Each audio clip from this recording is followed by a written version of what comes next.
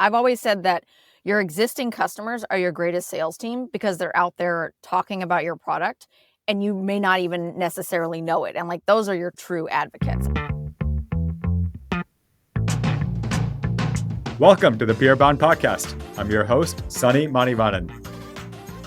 Joining me today is a special guest, Jen Thompson, who is a Senior Customer Marketing Manager at Amperity. Jen also happens to be a Beerbound customer and a great friend. Jen, I'm so happy to have you on the podcast. Welcome. Thanks, Sunny. I'm really excited to be here today. Thanks for the opportunity.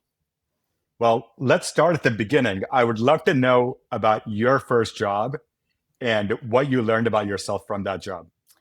My very first job, well, ironically, was at an old folks home. And that really taught me that I care very deeply about people. And I think that definitely transitioned to the rest of my career because my one of my very first jobs in the corporate world was at a small business, a small SaaS company that focused on a software for youth sports organizations. And so I did marketing, I did trade shows, I did customer success, I did all kinds of things. But it was really fun for me to be able to connect with people who were not software experts and just be able to give them that confidence of you can use this tool and you can successfully run your youth sports organization. So that was really fun. It taught me a lot about the different aspects of marketing and a lot of different aspects of working with customers. So that was really fun. Incredible. Well, I know that before you became a customer marketer, you did several stints in account management and other parts of marketing. Did you know that you wanted to come into customer marketing at that time? When did you first become aware of this function in your life? Yeah. Oh, that's a great question. So yes, I did marketing, just traditional marketing as far as paid search, SEO, all that kind of good stuff, trade shows. And then I moved into a customer facing role in account management. So then I helped customers for about 8-9 years, specifically working with enterprise level customers as their primary account manager. And I feel like there was a missing piece there for me where there was the marketing piece that I had loved so very much. I thought I was going to make a career out of that. And then I shifted to actual account management and thought, oh, this is really fun too. And then it wasn't until I had a new CMO come in and he said, you know what, I want to create a role because you know our customers so well. I want to create a role specifically in the marketing department on product marketing to focus on our existing customers. We do so much focus on previous customer or future customers that we don't focus on our existing customers, but so many details about how the product works, how to solve things for the customers, what type of use cases our customers are having. And I would like to take that knowledge and expand it. And this was 9 years ago. This is a very long time ago. So there was not really a customer marketing function at that point. And that's really how I found out that my two favorite worlds came together. My love of customers and my love of marketing and being able to leverage my knowledge in customers and really being an advocate for customers with a company while also showing customers as a brand, we want to connect with you as a brand, not just an individual account manager. It's really about building the brand confidence with your customers. I love that you said 9 years ago is like a lifetime ago. Yeah. And it's true. It's totally true in the tech industry. 9 years ago is a lifetime ago in the tech industry. Yep. What were some of the first things that you did in that role? What were your some first actions as a customer marketer? First actions were really just very basic. It was a lot of adoption sort of play. One of them was a monthly customer newsletter that went out to all of our customers that just highlighted the webinars that we had available or feature enhancements. We didn't do any of those sort of announcements to our customers about what the product can do. And a lot of our customers, we had customers that were both white labeled. We also had customers that were just traditional usage. And so really being able to balance how do you work within those parameters while also getting the information out. And then just also, I think the other biggest thing was working with our customer success team to show them that what these customer newsletters were going to be doing is to enhance and create more of those conversations that they want to have with their customers. It's not a competition. It's like I'm trying to facilitate conversations so they're easier for you. And so that was probably that was the first thing that I did is a customer newsletter and then also welcome letters of like, hey, you're a brand new customer. What are you going to expect in your onboarding? What could you expect? So those were kind of the two of the very, very first things, just because we didn't have any of those conversations. And I remember actually I was concerned that the customer success team would be upset with me. And I got a Slack once from one of our customer success managers. And he said, so I got a note from like, I don't know, some C-suite of Midas. And I was like, oh no, what did I screw up? And he goes, this particular organization was a white label. So it was very important that none of it went out to their franchisees. Well, this person at Midas was so excited about the newsletter that he wanted to add all of his franchise owners to it. And I thought, that's a win, So that was a win for both my relationship with the customer success team, but also the customer's relationship with the company. So that was a fun initial project. I love that story for several reasons. I think one hilarious reason is that when you hear that note that a C-suite member at one of your largest customers wants a word, that Yes. can go either way. That can go either way in customer marketing. We don't know which one it is until we know the details. Yep. But that's a really funny one. Yep. And you did something great in an area that I think many companies still 9 years later don't really pay that much attention. Yeah. And we pay a lot of attention to, I think you said this earlier, every company pays so much attention to future customers, right? Your prospective customers. And we also pay a lot of attention to your unhappy customers because customer support, customer success, account management, there's so many resources that go into that. But your happiest customers, who, by the way, you want more customers like that, they get very little attention. And it's so backwards. And this function, I feel, is just one of the few things that's actually turning that tide in the right direction. Yes, I totally agree. I've always said that your existing customers are your greatest sales team because they're out there talking about your product and you may not even necessarily know it. And like, those are your true advocates. And like you said, like those happy customers just naturally share their happiness with others. And so with all of the connections that there are in the corporate world, in business, you really need to focus on, keeping existing customers that are happy. So totally. Yeah. I love that. I want to ask you about working in the software industry. You worked in tech now for, I believe, 10 plus years. Oh, yes. And I wanted to ask you, what do you like about working in the tech industry? Clearly, I assume that you didn't know that this was what you wanted to do growing up, but how did you end up in the tech industry? You didn't even have a tech industry, but how did you end up in the tech industry, and what have you learned about working in the space? I do love the tech industry. Specifically, I enjoy SaaS products, and specifically, I enjoy startups. And the reason for that is there's always something new to learn. I feel like every day you're learning something new about a product, you're learning something new about your customers. There's more of an impact to be able to help people do better at their job and feel better about what they're contributing to their business. And for me, specifically in software, I have this incessant need to learn things. Like I have this insatiable curiosity. And so in the software space, I feel like that is an area where I'm never going to be satisfied. There's always different types of technology that I can learn, whether you're supporting, education and you're in ad tech, or there's just so many different areas that I love that idea of. There's always something new to learn. There's always a new set of customers to work with. It's fascinating to me when I've been in security where those customers don't want to really talk to each other.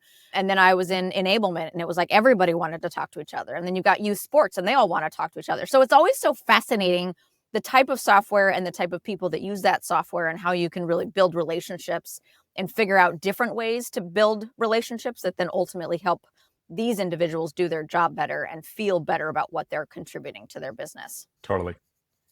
Love that. Well, let me ask you about Amperity, which is where you work now. Mm-hmm. And you've been there, I believe, a little over 2 years. A little over 2 years, yep. And in those 2 years, let's say you started in November of 2023, that was a year after ChatGPT was introduced. Mm-hmm. And we're now still in the first inning, I believe, of this AI journey. Mm-hmm. But we are now deep into the first inning. What have you seen change, not just for customer marketing, but just across the company overall? Would love to hear a view from the field, so to speak, and get your POV.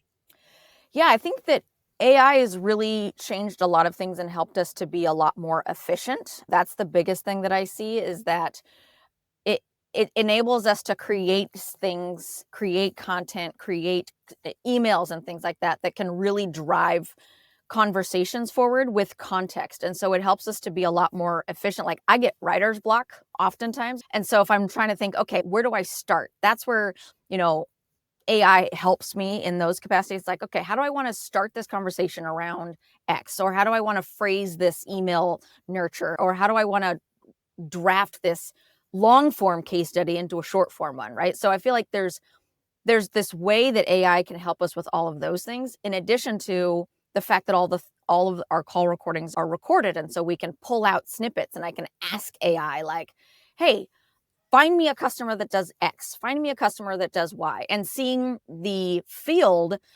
crave and want that level of information, but not have the time to go through and search a Google Drive and then a spreadsheet and then a doc and then go ask a friend. Like it's so inefficient that AI has really helped us to be able to get the answer that we're looking for or get the starting ground that we're looking for, and to be able to connect customers in ways that are faster, whether it's connecting a customer to your brand or connecting a customer to another customer or a customer to a prospect. So and I see it across the board, like the folks that are able to move faster and feel more productive and feel like they're really contributing are leveraging AI in different capacities. Amazing. I know you and I have talked about your story with the Seattle Seahawks, which is one of Amperity's customers. Yep. Tell us about that particular customer story and what you did there, which I found to be really impressive. Yeah. So the Seahawks have just a fascinating story. The 12s in Seattle are a very strong fan base. We break sound decibels, whatever it's called. They break it on a regular basis, right? And so this fan base is super duper strong. And these customers, the Seattle Seahawks are one of those customers that really want to be able to connect more and more with their fan base. And really what we did is we just said, hey, like, what are some of the ways that you are wanting to connect with your fan base? And how can we facilitate that? And be able to use your lake house to be able to take all of the information that you have about your customers, munge it all together and say, hey, here are your actual loyal fan base. And here's the folks that may come in once or twice. And how do you really connect with those folks that come in once or twice and get them to come back? Because we know that the 12s are going to be a very strong, long-standing fan base. And that really does impact the Seahawks' ability to play.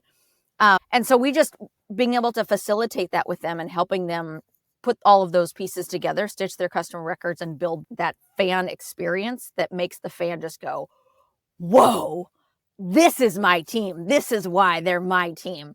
So yeah, I think the Seahawks story is really awesome. And the folks at the Seahawks, they're so personable. That's the other thing I think I love about customer marketing, right? Like sometimes I think, oh my, like it's a little bit of star shock. Like I saw somebody famous, and these folks are just super casual. They're just, yeah, let me know what I can do and how I can help with that. And yes, this real-time profiles is being amazing. And they're really willing and excited about sharing what they're able to do with Amperity because of the fan experience that they're able to expand. So that's amazing. Well, cool. And I think you're being a little humbled, but you had a big role to play in getting the story out into the world and doing so in record time. So tell us a little bit about that. Yeah. So we've sat down really quickly with the account management team and the sales team and said, okay, tell us a little bit of the background of the story. And then being able to use Peerbound to pull out quotes from calls and like really understand what is it that they were doing and kind of put some of those pieces together. And then we sent it over to the customer and said, hey, here's a draft of a story we would love to publish for you. Here's a couple of stats that we found. Is this accurate for what you were trying to solve? And then within a month, they signed off and approved, and we were able to push it live, which is fascinating and super fast record time, especially for a brand like the Seahawks. That's, I think, really exciting, is to be able to whip something up real quick, send it over to them, have the story already understood by using Peerbound and what your tools are able to do for us, and just expediting that substantially, and then getting sign off when they're like, yeah, sounds great. I mean, because we all know, right? Customer marketers know, regardless of what a contract says, a contract could say, full logo rights, we'll absolutely give you a case study in 2 weeks. 2 years later, you're still waiting for it, right? So the contract is one piece of it, but really being able to build those advocates to say, hey, this is the story that we want to tell on your behalf. This is your story. And for them to sign off on it within a month was just super fast. So Well, it speaks volumes about both your ability to go get the stuff out there quickly and also about how they see Amperity as a valued partner. It's not just another tool in the software stack, right? Like they clearly see the value that you're bringing to the table and they want to shout from the rooftops about that relationship. Yeah, yeah. And the other great thing too is the Seahawks talked to the Baltimore Ravens. The Baltimore Ravens are now our customer. They just spoke at an event in New York. We've just got, the Seattle Sounders are one of our customers. They've been one of our longest customers. They absolutely love what we're able to do for them and their customers. And then they, because of all of these folks, there's actually a small community when it comes to professional sports. And so it's really exciting to see that. Even like with the Mariners, we have a relationship with the Mariners, and to be able to say, yeah, we're helping you connect with these fan base that are really strong. And of course, being from Seattle, I also love it because It's my home team. Yeah, I feel like you're personally going to get every single sports team in the Seattle Pacific Northwest region to sign up for Amperity, which is incredible. Yep. Very cool. Let me ask you a little bit about careers. Mm-hmm. We started talking about your first job, and now you worked at some really top-tier software companies.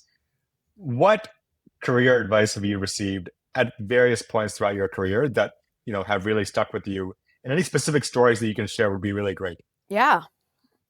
I think so. I can think of my very first boss at the youth sports organization, youth sports software. He said something that has stuck with me for a really long time. And that is, you don't have one career. You have multiple careers in your life. You have multiple jobs, but you also have multiple careers. So don't think about it in the sense of, now I'm in marketing, I'll always be in marketing. I had a professor in college that was a retired Air Force pilot, and she decided she wanted to retire and then do financial accounting. Like, it's completely the opposite. And so I think about that when I moved from marketing to, I thought I was going to focus on, SEO specifically, because I thought that was the fascinating world of the foundation of how all things work, right? That was a long time ago. And so to think about what's next for my customer marketing career, right? Like, it could be something entirely different. I think that's the piece that has stuck with me for forever, is that you will have multiple careers in your life. So sometimes you got to take a leap of faith. The other thing that has been really interesting is, the other advice that I got was, sometimes you have an upset in your career and you're like, I just lost this job, or this team is falling apart. I mean, we all have those things in our life, and it can be really scary, especially when you don't have a job. And I think that in those moments, doors open that you wouldn't otherwise even know existed. And I've seen that in so many different ways. And to be like, focus on what are the things that I want to do and can do, and then where do I go from there, depending on what is happening, right? The other fantastic career advice that I got was, I was right before I switched from account management to customer marketing. And I sat down with this person that I just really value and respect as a leader. And I said, I'm really upset that this one customer, I didn't get this one customer when blah, blah, blah. So he said, well, let me ask you something. Do you want the job? Do you actually want to do the job? Or are you just mad about the title or what you thought you're like, do you actually want to do the job? And I said, no, I don't. And that's when I met this, the CMO who had a completely different idea about what customer marketing could be. And I was like, that's the job I want to do. Like, here's this massive door that just shut in my face. And I'm like, and now I love what I do. I love the people that I work with. I love the fact that I get to work with every different department within a company. It is so much fun. And I can't imagine how unhappy I would have been had that person not asked me, do you want to do the actual job? Oh, no, I don't. That's actually a good question. So just because you're good at something doesn't mean you need to do it as a career. I was like, oh, yeah, okay. I love that. Yeah. I mean, what an incredible lesson. Just because you're good at something doesn't mean you are passionate about doing it. Yeah. I can deal with lots of difficult people. Doesn't mean I want to do it as a job. Yeah. I like dealing with happy people. Way to really bring that to life, by the way. Okay, I think anybody listening will understand that analogy to the core. There are some things that you're good at that you wish that you were not good at. And this is one of those things, for sure. Yep. That's great. Listen, let me ask you about, what would you say to someone who is evaluating a role in customer marketing for the first time in their career today? You're now Oh, an expert. You've done this function at scale at the highest levels for many years now. And there are certainly people that are evaluating customer marketing in the same way that you did, several years ago, where they're saying, what is this thing? What would mhm. make me successful at it? So what are the characteristics that you think are important to be Yeah. successful in this role? That's a great question. I love mentoring people, and I have actually mentored, a whole bunch of newer in their career customer marketers and helping them think through what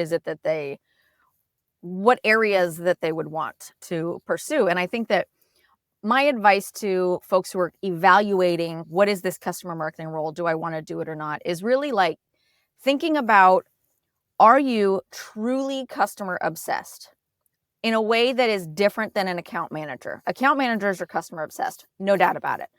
But thinking about it from a standpoint of, I don't necessarily care about your relationship with the company. I do, but what I really care about is you as a person. Who are you? What makes you tick? What's the things that you want to find in your career that's going to help you be successful? Because that's, I think, a key component of a customer marketer, is to truly put yourself in those customer shoes, whether it's you've got an operational email that needs to go out and you've got 4 different versions of it. And it's like, why are we overcomplicating this, right? There's ways that you think about the customer experience that are different than others. And so that would be, kind of my first piece is, how do you think about the customers? Like, truly obsess about them and be able to stand up for them in the company. I've even stood up against a VP of customer success and said, I think maybe this is not the right path. Maybe we should do this, just to be able to have those conversations. It may or may not go the way you think it will, but you need to be able to have that level of conviction. And I think the second piece is, there's a lot of different aspects of customer marketing. I think about it in a flywheel, where you're starting with the onboarding piece. And what does the onboarding look like for a net new customer? And what's that first experience with the company look like? And then you move on to adoption, and how are you using more of the features of the product that you've purchased? And you find so much value in that whether or not you're using all of them, you then want to expand or upsell into other things. And then as you expand and upsell, you go back into onboarding because there's new stuff that you're going to use. And so it's just this flywheel that you want at least your customers to consistently be on. And in the middle of that is advocacy. Every single point in the customer journey is an opportunity to create an advocate. Are you obsessed about creating an advocate at every piece of that? And so for a new customer marketer, like, you could do all of it at a small company, you could do one piece of it at another company. So really thinking about, of all of the areas that there are, what's the area that you obsess about to really be able to drive that customer relationship forward and drive that professional individual's career who is your customer. I love that. I want to keep going down this path and ask you about, once somebody is in seat, one of the big challenges that I've seen in this function is that because the job is so broad and involves having you talk not just within your company, but also outside, half of your time is spent talking to customers. Mm-hmm. And then you only have half the time left to go navigate your internal company politics.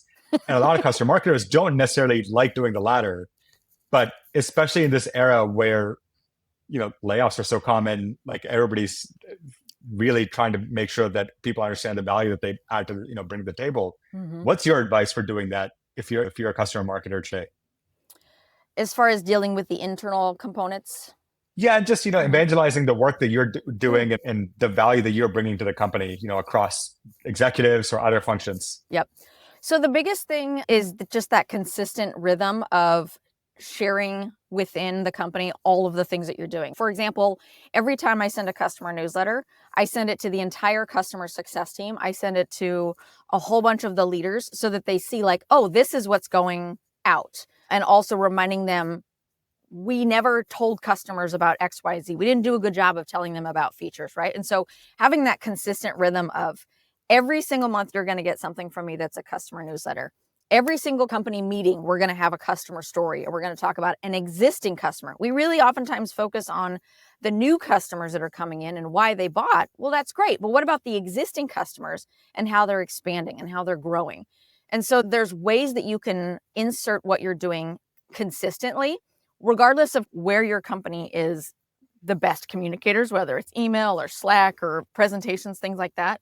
The more places that you can put those stories out there and put those stats up there and the quotes up there and the engagement of a operational email or the engagement of a newsletter or the engagement of your university learning scenario courses, whatever that might be, like any places that you can consistently report on that, I think that's where you really prove the value of what you're doing and how you're connecting with customers. And then also those are great opportunities to flag and highlight the other individuals that you're working with to accomplish that, because that way you build advocates within the company. And that's how, a customer story is stuck somewhere, right? I can go, well, I've got a great relationship with this customer success manager because I've intentionally built it. And now I have that customer success manager that is also evangelizing that customer story internally or evangelizing what the customer is doing with the customer side. And so that would be my advice, is there's ways in which you can report out specific qualitative and quantitative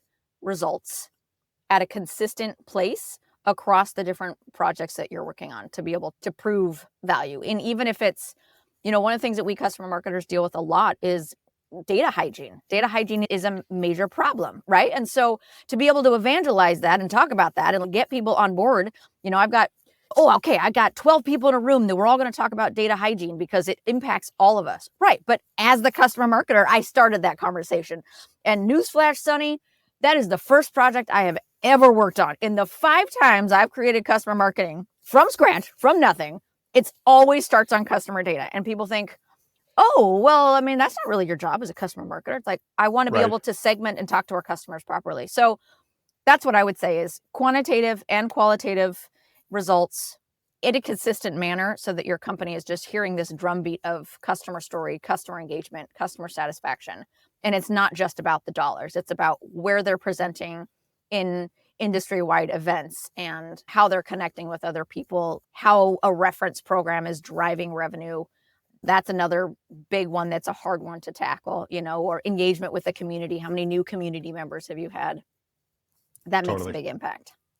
Totally. Love that. On a related note, everything that you talked about just now resonates so deeply with me, and I know it will with our listeners too. Support from leadership is a very important ingredient in your success. And you are in a marketing organization and you report to marketing leadership that totally gets it when it comes to voice of customer and customer proof points and so on. What advice would you give somebody who is evaluating maybe a new job and they're talking to some of these marketing leaders? What in your mind says this CMO gets it? I would say if you're talking to a marketing organization and you really wonder if your CMO gets it, it has to be more than just advocacy. Because customer marketing is about building advocates across the entire life cycle of a customer. And when a CMO is talking about how can we better connect with our customers, how can we better communicate to our customers, how can we engage with our customers and facilitate conversations with customers to other customers, that's when it'll start to click. Like, you actually care about things more than just the stories and the case studies, because the case studies will just feed my needs as a company.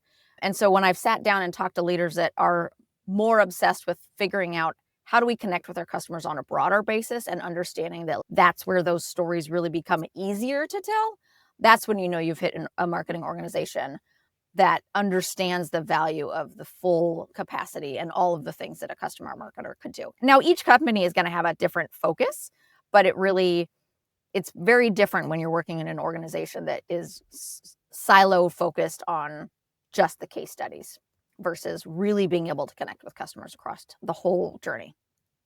Love it. Love it. Well, I want to move on to some more fun topics. Not that the other topics weren't fun, but they were also more professional in general. One of the things that I love to ask marketers, given that we're all marketers, is what are some examples of great marketing that you've seen in your life? These could be consumer examples or B2B examples. What is something recently that really broke through the noise for you? So I feel like for me, things that break through the noise, I can have 2 very specific examples. One was this is so funny, Sonny. We bought an electric toothbrush for my child, and the entire packaging of it was so impressive that my husband, who's not a marketer, was like, "You're going to appreciate this. Check this out." And just every aspect of it, it was fun. It was fun to open up this toothbrush, I'm like, so I think, and the colors of it and the way they organized it, and it just felt like you were opening up a present in a package. And every time you unlayered something, it was like, oh, this is fun.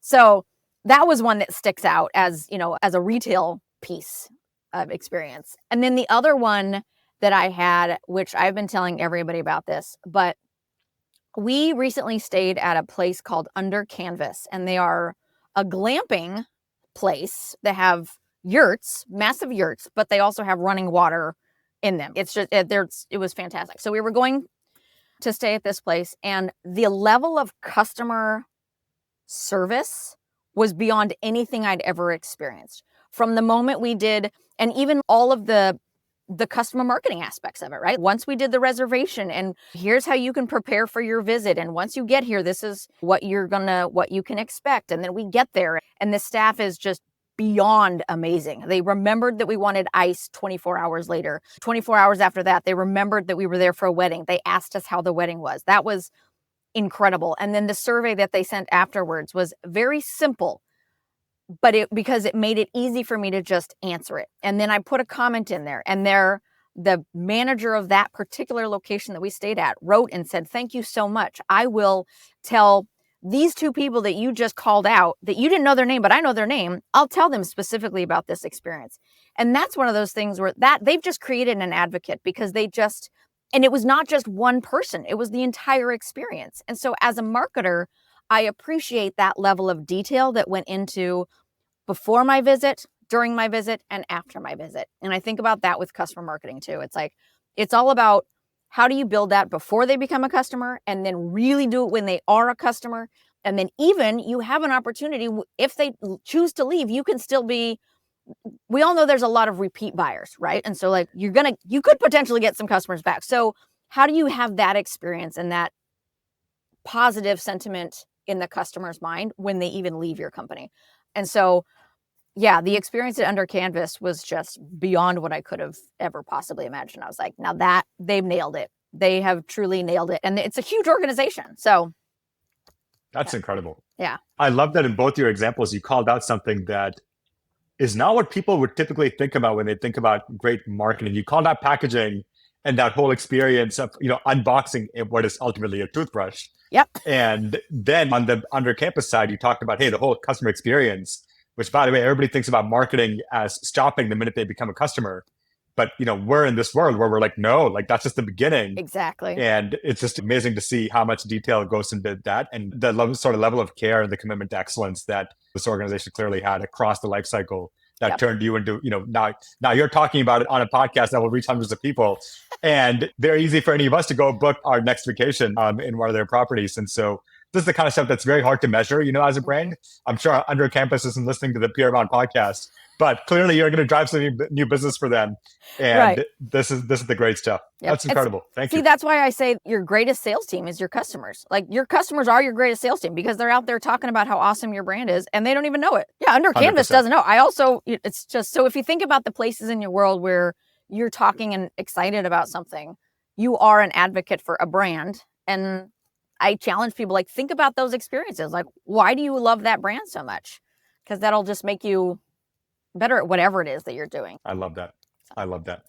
Okay, couple of more funner questions. So, do you have any favorite apps or technologies that you're not using these days? This can again be personal, it can be professional. Mm-hmm.